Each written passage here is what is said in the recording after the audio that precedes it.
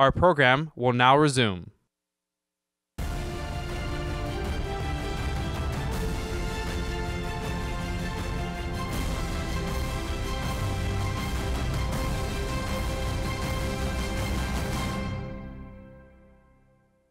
ضيوفنا الكرام، رحبوا بمورين آرث المراسلة الخاصة في مجلة فانيتي فير وأعضاء الجلسة الكرام. Ladies and gentlemen, please welcome on stage Special Correspondent, Vanity Fair, Maureen Orth, and her panelists.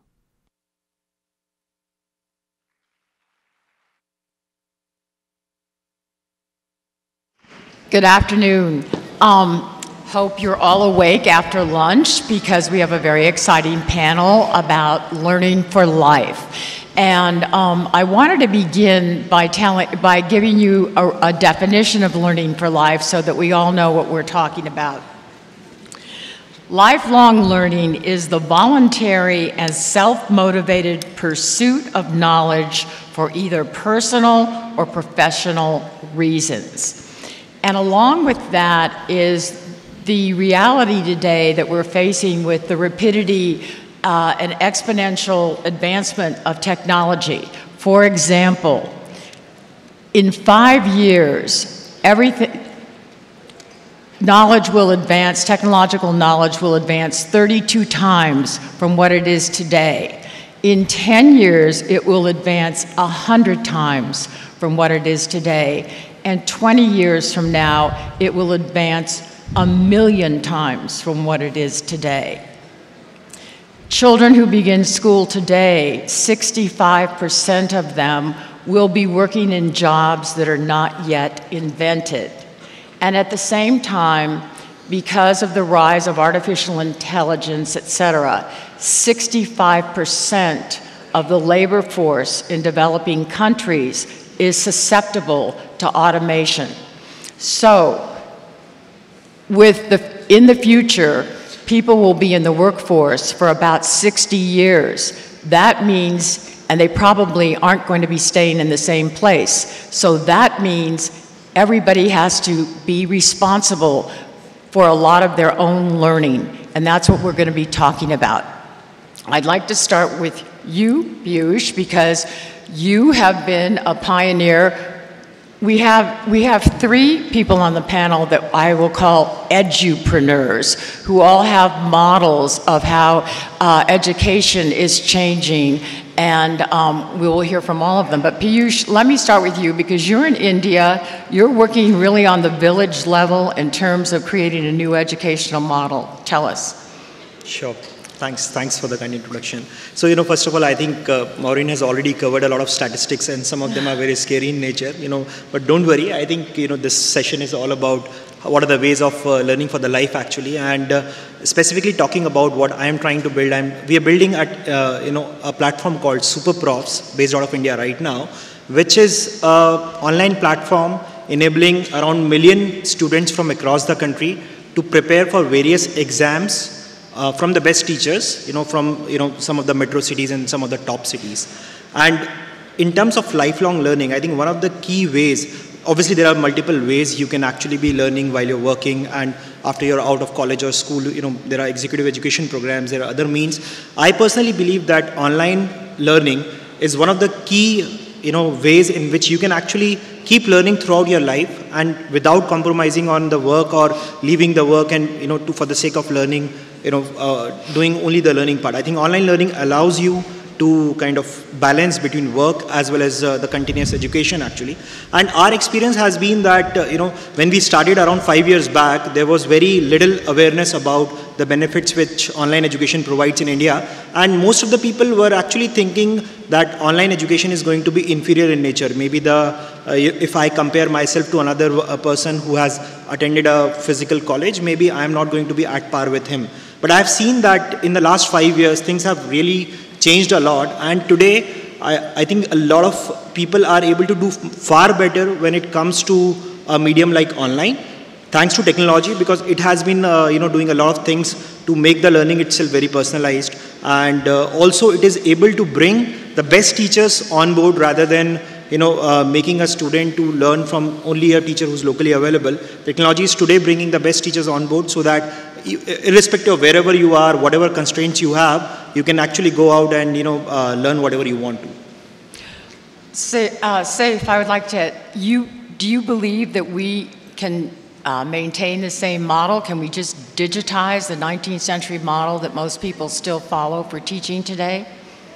The short answer is definitely no, because it means that we're reinforcing old practices that have proven that they don't work.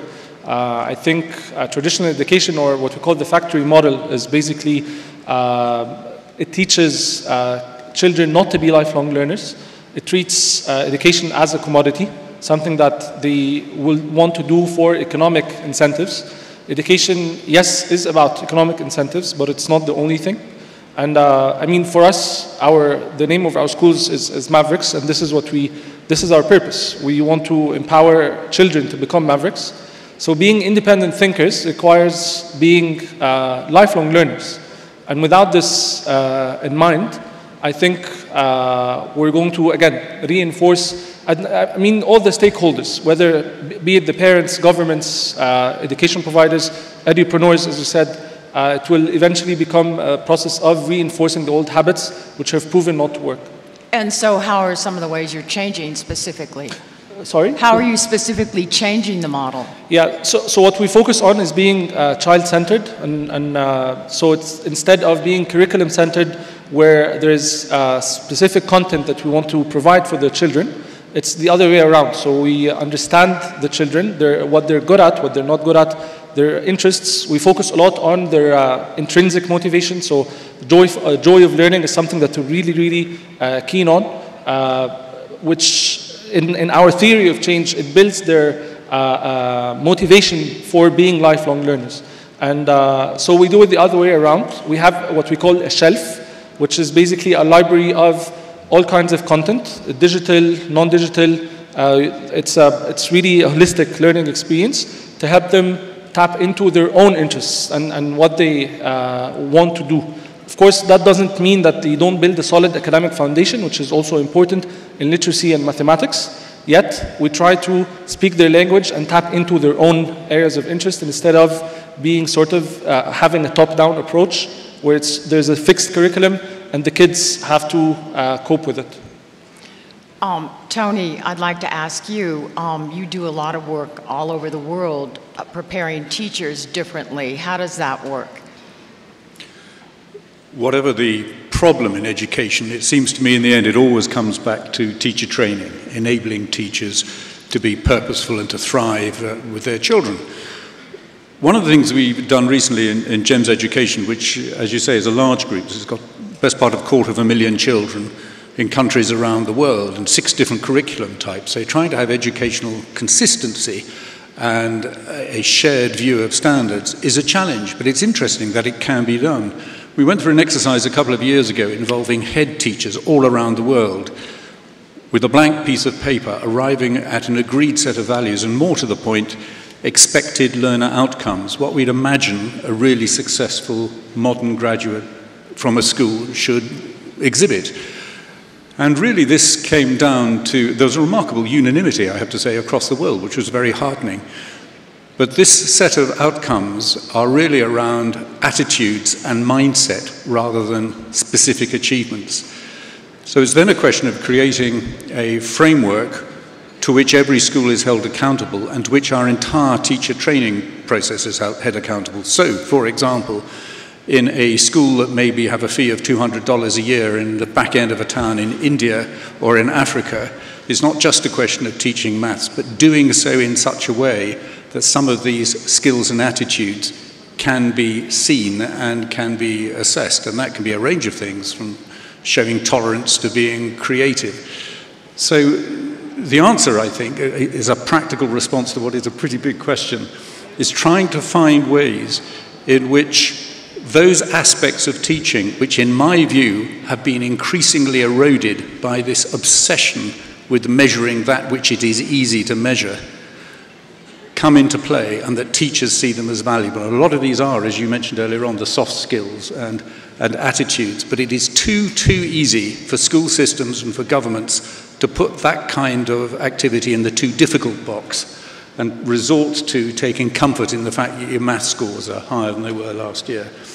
And I actually think over the last 20 years, we've collectively, internationally, been pretty much on the road to ruin by stressing that quantitative approach rather than freeing teachers to see the value of qualitative achievements in children.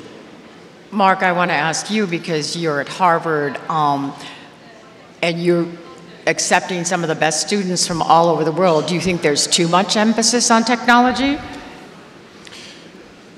That would be a risky statement, I think, to make in front of this crowd. I think that it's true, as we heard earlier this morning, that technological literacy is something that will certainly be required of our students, of our children, as it is being required of us ourselves today, although the time when we were in school, none of these technologies existed, and we have to learn them too. I think that I would respond by saying that the message that was sent by Her Majesty Queen Rania this morning about technology with a heart is something that I would definitely endorse and second. An approach that recognizes the great ability of technology of various sorts, and we've heard a really dizzying array of different types of technologies that can do so much to help in the educational arena.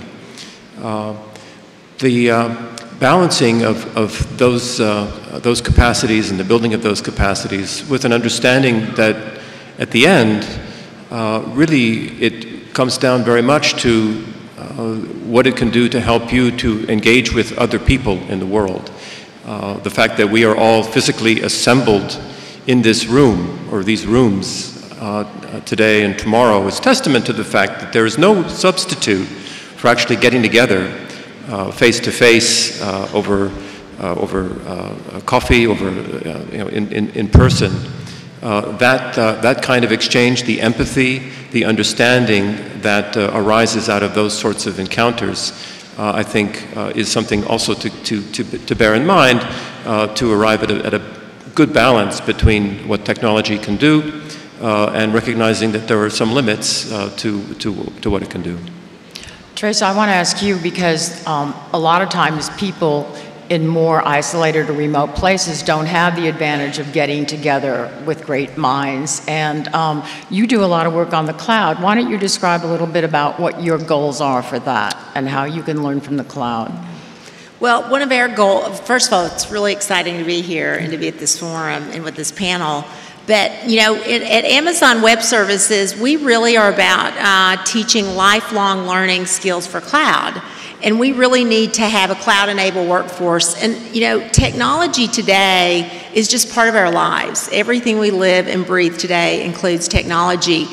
And I had the great opportunity 2 days ago to be at Princess Nora University and speak with about 420 young women. I hope some of them are in the audience today. Who were amazing. And what we talked about was, what are the skills that you actually need that enables you to go get the job? And I personally, and at AWS, we're all about teaching those skills that are required to go out and get the job. We were chatting earlier about India. We launched a region in India about 1.5 years ago, and the government said to me, can you help me train 1 million people? I was like, wow, 1 million people. We're chatting about, we'll train them on what? What are the skills that are actually required? And I think the key here in the kingdom and what you're trying to really achieve is about setting up the skills that are necessary to achieve your goals and ensuring that you can do that right here in the kingdom so people can get their education here, create jobs here, and become entrepreneurs here. And I really believe that you can do that, but it's got to be done through a program that actually sets forth a set of, again, these skills that are required for the job. So a lot of times what we'll do is a working backwards process. At Amazon, we have this whole model, and we call it the working backwards process. And you begin with what we call the press release. So you write a press release on what you actually want to achieve, And then you do a set of FAQs, and everybody, all the leaders get together and say, is this what we agree that we need to be achieving? And once we do that, for us it's about writing code or doing projects, but then we would begin our actual project. So for us here in the Kingdom, we're very excited to help sort of do that working backwards process on the education side for cloud. And what you talked about earlier were those soft skills, and I don't want to forget those, because you can do a lot of the education and training, but it's very important to teach the skills on how do you communicate an idea? How can you be clear and concise on the things that you're doing? Because if you become an entrepreneur, which I hope many of you here in the room will do, start a company, work with AWS, is that you can create that business plan and that business model that allows you then to go out and raise your money, create a monetization plan, and then scale that business locally, globally, regionally, and then globally. Soft skills. What do you mean by soft skills? Anybody on the panel? I'll go. I'll take the bait. I think by soft skills, really, we mean the ability to do the things that, as we've heard, robots cannot do, that machines cannot do, and boiled down to its very basics, I think it would be to be able to look somebody in the eye and really communicate a message. And that is not always easy to do. I think Teresa's point is excellent, that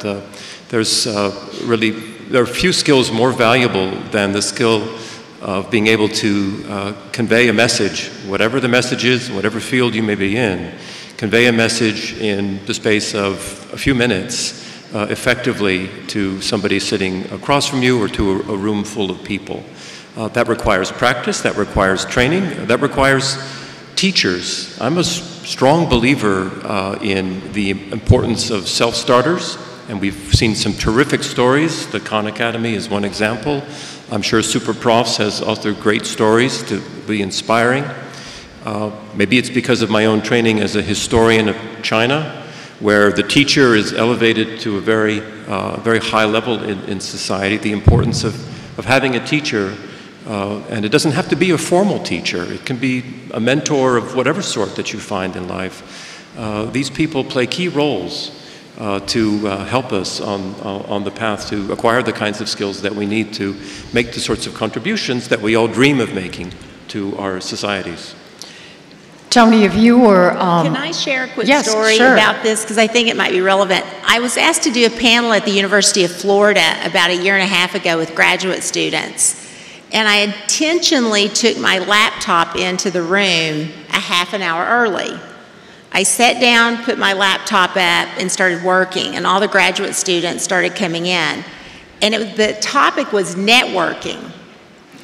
And they all sat down and they looked at me, and that no one approached me, and I had my business cards here.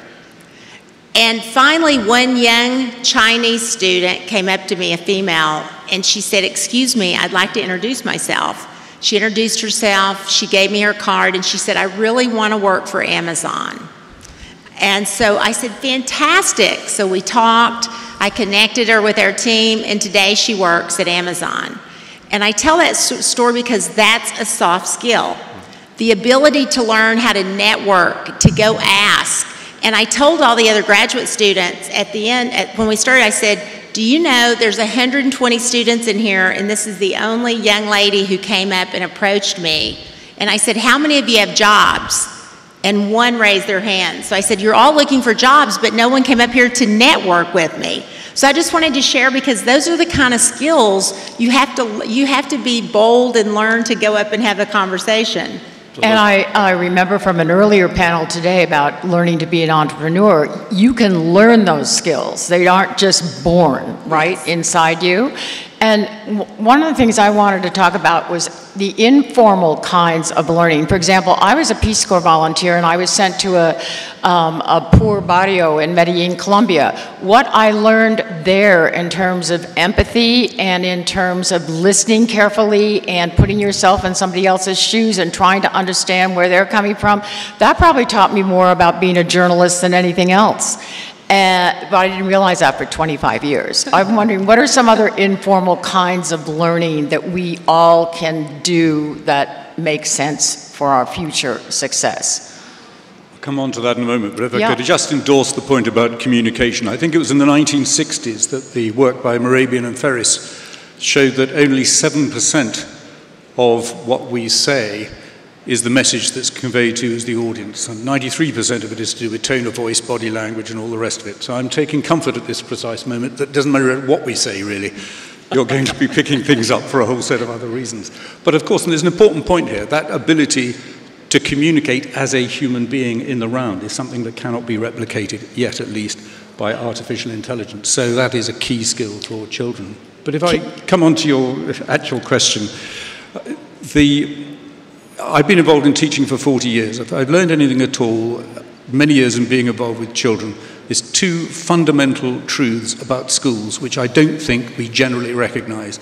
The first is that young people learn more outside a classroom than inside, and the second is they learn more from each other than they do from adults. And if you believe those two to be self-evident truths, it necessarily must mean you rethink how a school works, how a school day operates, what are the opportunities you're giving children to learn from each other, and particularly in unstructured time. It is a key element for the way young people develop. And we tend to over-manage, over-direct, and marginalize that quality of experience, I think. How do we get students to be more self-motivated? I think it's not an outcome, it's more of a continuous process of figuring out what they like and what they don't like. I mean, in our schools, it's okay for the children to be bored. We don't expect them to be super excited all the time, and this is not self-motivation for us. Self-motivation is this skill of knowing what you are interested in, and sometimes you figure out that you're actually interested in something and you lose interest over time. So it's a continuous process where the educator and the learner are actually engaged, and it requires a lot of maybe access to different and exposure to different experiences. So this is where we see our role as educators. Our role is not to sort of design or maybe make it very rigid for the learner. Our role is to expose them to as many learning experiences as possible so that they're able to tap into what they're really interested in. Can I just make one comment about the soft skills? Because I think sometimes we maybe subconsciously focus too much on the personality-related skills. I think it's important to think of character as well. There's a huge debate about whether a value like integrity is a value or a skill, for example, because at the end of the day, yes, it's not good to lie, but should you lie if someone comes and wants to rob you and tell you how much money do you have? Do you want to tell them the truth, you know? So it's a skill that you should, it's a skill because you have to know how to use it. It's more of an art than something that you have to do in an absolute manner. So this balance between personality and character-related skills is also, I believe it's something that we should look holistically at. We've emphasized children. Well, I just wanted to answer your question on success. What do students want? I think they want to have projects that are challenging that they can actually show results from. At Amazon, we have something called a two-pizza team. We hire very young engineers and developers, and when we go create something, we give them challenging products. We put them with an experienced team, and we make sure that we manage them rigorously and give them timelines to deliver those. And what I find is they're very young, right out of school, and our interns, they love it when they're given challenging projects that they can work on, and they're being taught things, and they love to see that their projects are being delivered into something. So I believe at the university level, at the elementary level, or at companies, you can give people actually challenging projects, and as long as we're managing them and doing the outcomes, that's what they want. They want to have success and be given challenging opportunities that they can work on. So what about adults who haven't been in the workforce or want to improve themselves in a way so that they can qualify for new kinds of jobs? What advice do you have for people like that? Piyush.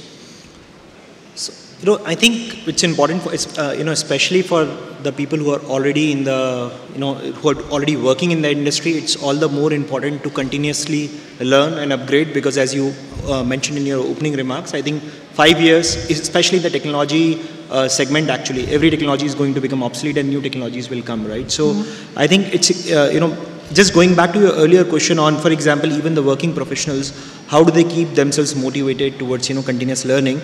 I think, we've been talking about technology and that's a key enabler, but I think we have to also understand that and this is, an extension of what Tony also mentioned, that we need to empower the teachers actually. And, I would like to share my experience there, that when we started 5 years back, our initial thought process was that Superprofs is going to be an exclusive platform where we will say that, okay, here are 100 teachers from, the top cities in India, and we are going to take them online. And that's all we need to do, and these 100 teachers will be able to teach the 10 million students or 20 million students who are looking for, learning actually. And what and initially, we developed the technology. Initially we used to go and set up the studios in these classrooms of 100 teachers and get them online, and then, build other stuff. But very soon we started realizing that there were teachers actually coming from very small towns, and they would come to us and say that, okay, no, we also want to share our knowledge. We are, good at this particular thing. We can teach the students on that particular thing. And we were kind of skeptical that, okay, why should Superpros be doing that, or should we be focusing on the top teachers only? And what we realized is that the real disruption will happen only when we enable even the teachers who are out of the Ivy League universities and colleges. I think most of our focus generally is that the best teachers are in the top colleges or universities, which is the case definitely, but I think we have to also understand that good teachers are there, even in small towns, and the kind of, the personalization, the kind of personal connect which they have with their students, and especially in a country like India where there are so many languages, I think it's extremely important to empower those guys to be sharing their knowledge, and they have the local context as well.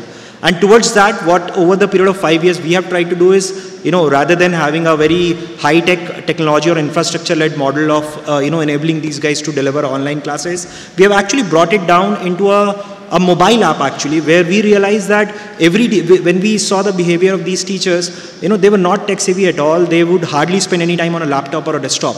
And we saw that all the existing solutions were all catered towards teachers who were slightly tech-savvy and, comfortable with using technology. And then we asked ourselves that what can we do to make sure that we have these guys onboarded actually. And we saw that, they're extremely comfortable with WhatsApp or, the regular mobile-based application. So we created a mobile app for these teachers so that that's all they need to kind of start teaching online to the world and share their knowledge to the masses. And that's where we saw that, the disruption is happening, the massive adoption starts happening. So my, only submission here would be, with respect to keeping these students motivated, I think we have to understand that teachers still play a very important role, and we have to continuously, as governments, as technology companies, we have to empower the teachers rather than trying to replace them, because I think that's how it will actually scale to the billions. Maureen, may I build on some of the points that Piyush has just made?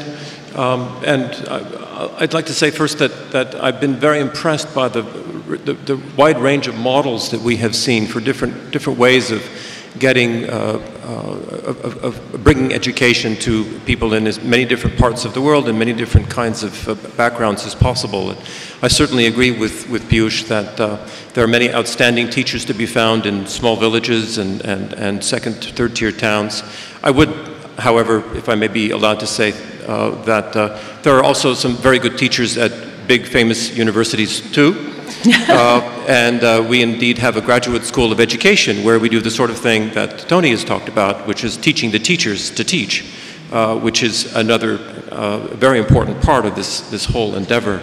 In terms of lifelong learning and the people who later in life need to acquire other skills, in addition to the kind of training and habits of mind that we do in the classroom at Harvard for the undergraduates, since 1910, Harvard has had a school of continuing education.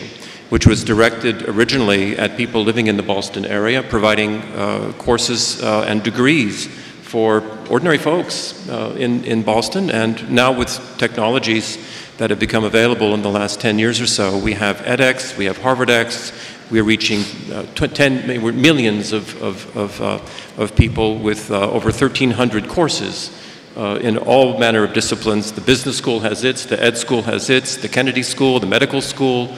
So there are a multiple variety of portals through which this can all happen. It's an integral part of what the university is in fact about.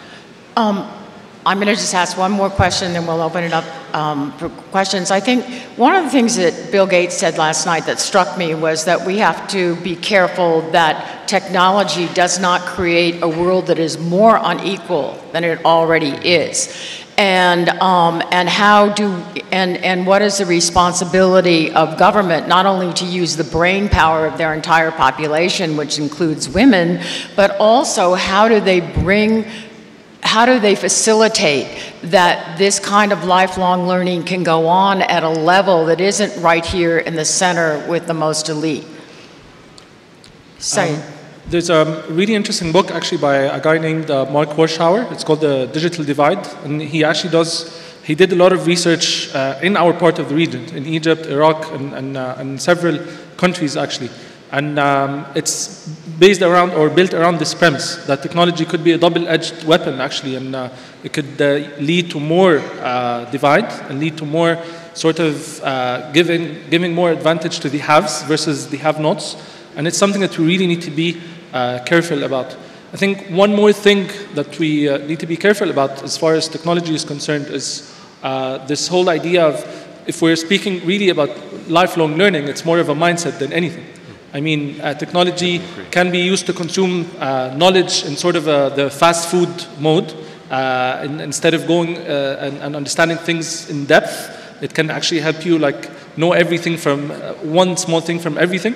So we really need to be aware of that, okay, mindset comes first, that I want to be a lifelong learner, and then using technology as a tool to actually get there.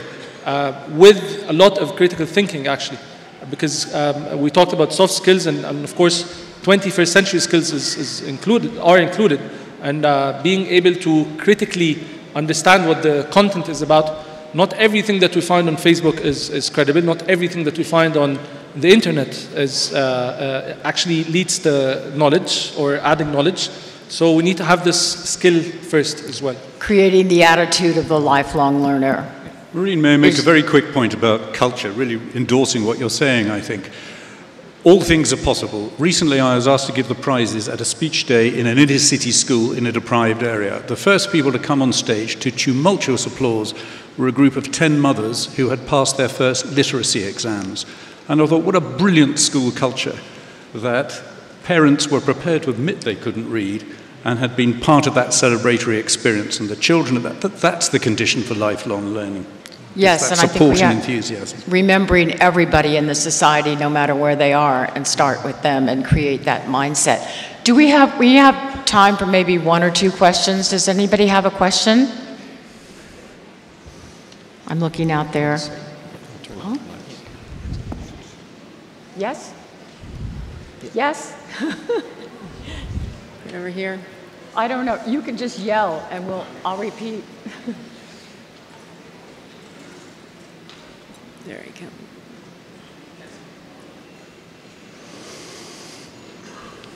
Thank you very much. Just a quick question.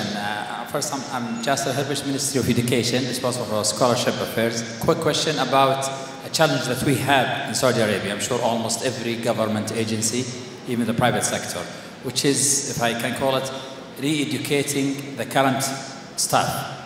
We do have a lot of changes, and we do have very talented, excellent workers. But the main problem that we want to move them from this skill to this skill, and with the huge commitment of work daily, and they have family also issues. What's the best practice to do a knowledge base or any approach, not using the usual HR training and skill development? I want them to be involved, to be educated, and to move them from this certain skills, one or two to multiple skills where I can move them from different departments. I know it's a global challenge, but in Saudi Arabia in particular, we are calling it re-educating some of the current graduates of the universities. So if we need some international best practice. That's an excellent question. What are some of the best practices in trying to actually motivate people that are already very busy in their lives to keep learning new things? Can I talk about that? Because we spend a lot of time with governments around the world. I run our worldwide public sector business, and we've worked with the US now, the UK, we're working locally in Bahrain, Australia.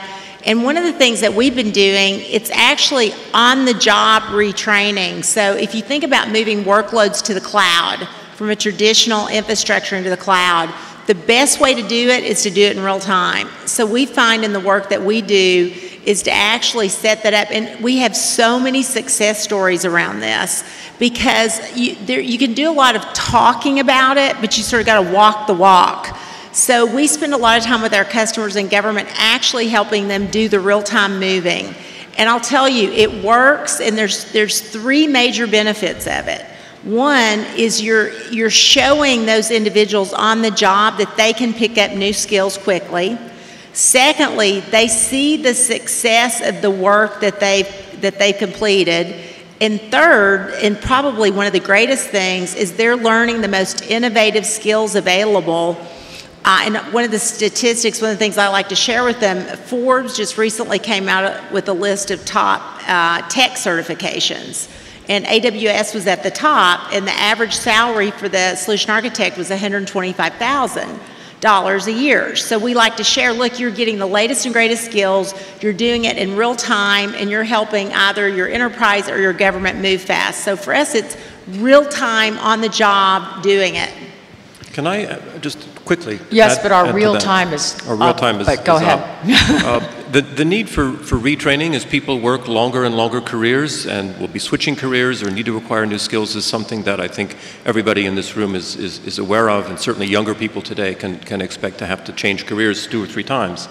At most of the schools at Harvard, we have 12 different schools. We have actually a large contingent here at the Global Forum from the Harvard Kennedy School of Government, where there are specific programs designed to provide mid-career retraining for civil servants. And we have similar programs for people in public health, in medicine, in education, in law, in business, at our various schools. So, and they're constructed in flexible ways so that people can continue to do their jobs and still acquire the kinds of skills that they need to be able to be more effective in their work.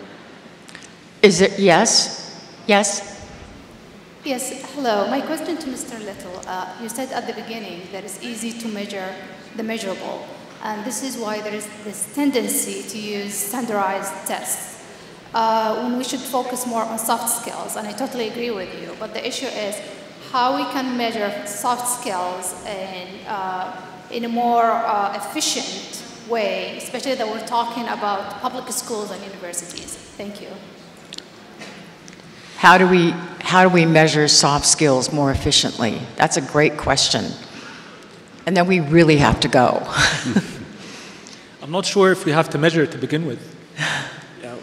Soft skills, by definition, I think efficiency is not what's prized. Would be I don't know, I think, Tony, what you would say, but I agree with that. We're obsessed with needing to measure things in a quantitative way. You have to do what you have to do in terms of the requirements of your government or your school group. But complementary with that, I think, is some other kind of assessment that can be made about the soft skills and other attributes you wish to have children to have. But it's a question of training everybody into a different mindset, that there are different ways to value what's going on in schools. You cannot equate, or you can't measure soft skills or begin to measure soft skills in the way that you would maths. I heard recently of someone who reckons he's about to crack a formula to measure character. I shudder at the thought. I don't want to be part of that world.